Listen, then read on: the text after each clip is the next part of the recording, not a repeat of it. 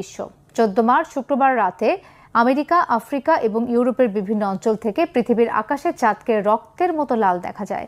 এই ঘটনা, যাকে ব্লাড মুন বা রক্তচন্দ্র বলা হয়, অনেক প্রাচীন সভ্যতার জন্য ছিল অশুভ সংকেত। তবে আধুনিক বিজ্ঞান বলছে এটি একটি সাধারণ মহাজাগতিক ঘটনা। ডেস্ক রিপোর্টে আরো জানাচ্ছেন ইমরান মাহমুদ। রক্তাক্ত চাঁদ দেখল বিশ্ববাসী। 14 মার্চ শুক্রবার রাতে আমেরিকা, আফ্রিকা ও ইউরোপের বিভিন্ন অঞ্চল থেকে আকাশের চাঁদকে রক্তের মতো লাল দেখা যায়।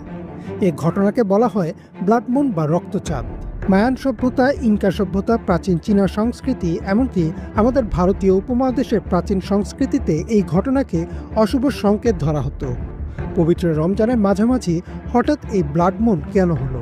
আবার কবে ঘটতে পারে এমন ঘটনা? 14 মার্চ ছিল পূর্ণ চন্দ্রগ্রহণের তারিখ। এ সময় পৃথিবীর ছায়া চাঁদকে পুরোপুরি ঢেকে ফেলে।